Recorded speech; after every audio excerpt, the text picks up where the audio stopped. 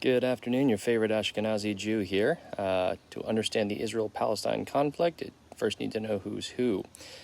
These terms, Israelis, Palestinians, Arabs, Muslims, Zionists, they get mixed up and conflated a lot, so let's try to break them down. We'll start with the question, what is the Middle East?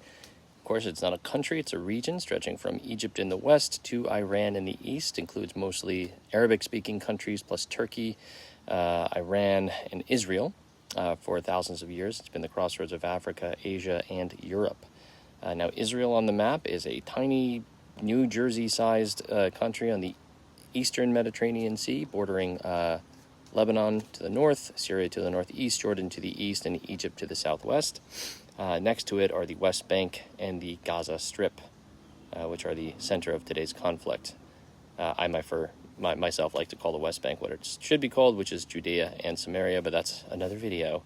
So some key identity terms that we're going to go over here. Israelis, these are citizens of the modern state of Israel, founded in 1948. They can be Jewish, Arab, Christian, Druze, or Bedouin. It's about citizenship, not religion. Palestinians are Arabs tied to the land of what they call Palestine, which is a British mandate from 1920 to 1948. That's a whole other video. Palestinian meant any resident, Jews included, during this time. So this is where things get a little confused and conflated. From 1920 to 1948, if you were Palestinian, they would also affix Palestinian Arab or Palestinian Jews. But at that time, the Arabs didn't want to be called Palestinians because the association was with Jews. Keep that in mind because it's super important for later. A couple of things of note. The Palestinian Post later became the Jerusalem Post, of course, founded by Jews as the Palestine Post. The Palestine Symphony was Jewish. The Palestinian Soccer Club was Jewish. That Palestinian Arab nationality, as I mentioned, didn't get formally codified until the PLO Charter of 1964. That's the Palestinian Liberation Organization. Okay, so that's that. Arabs are ethnic and cultural group united by the Arabic language. There are over 400 million Arabs in the Middle East and North Africa. Palestinians are one branch, and they specifically came out of the Arabian Peninsula.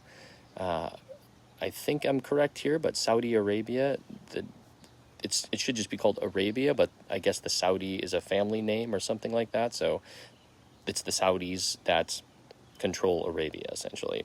What is a Muslim? A Muslim is a follower of Islam. Most Arabs are Muslim, but not all Muslims are Arab. The largest Muslim countries are actually Indonesia, Pakistan, and India. Jews, of course, the Jewish people, tied by religion and peoplehood. About 15 million of us worldwide. About half of them live in Israel, maybe a little bit more. Zionists, supporters of the Jewish right to self-determination in their ancestral homeland. Most Jews are Zionists, and this is for some reason a contentious term, but there are also Christian Zionists and secular Zionists. Now, one thing I just want to point out about the Arabic language is what they call Jews.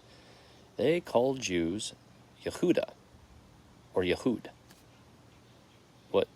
What that means is they are actually directly, with that name, tying us to the land of Judah, which is, of course, where Jews come from. So by their own language, there is an actual admission of our, we'll say, national heritage stemming from that land. So it's kind of a silly argument on that note alone. But hey, what the heck? Life's about controversy, right? All right, who lives in Israel today? About 10 million people live there. About 75% Jewish, 20-ish% are Arab, mostly Muslim. But there are Christian Arabs, there are Druze Arab, which are minorities, and the rest are from other backgrounds. Arab citizens can vote. They can serve in the Knesset, which is the Israeli parliament, and they have served in the IDF and on the Israeli Supreme Court. Who lives in Palestine? Gaza, or the West Bank, aka Judea, Samaria. West Bank is about 3 million Palestinians.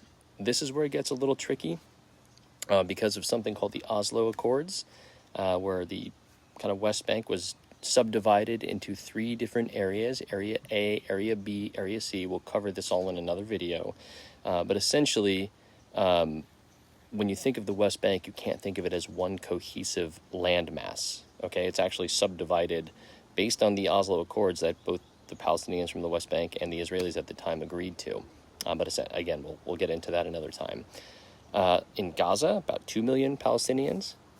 Israel fully withdrew from Gaza in 2005. And just a quick note on that, they took all of their people and all of their dead. So they took all the live settlers, all the people that had built Israeli outposts there, and they took all their dead people. So that's kind of a big deal. Hamas took over and within a couple of years started launching rockets at Israel. Fun fact, just in case you ever want to go back to the whole "it's about land" argument, from 1948 until 1967, Egypt was in full control of Gaza, and they did not create a Palestinian state. I wonder why. Yeah, food for thought. So like religion versus nationality. Nationality is, of course, about political belonging. For example, Islam is a religion. A Muslim is a follower of Islam. Judaism is a religion. Jew is its follower. Christianity, Christian. You see where we're going. Arab is an ethnicity.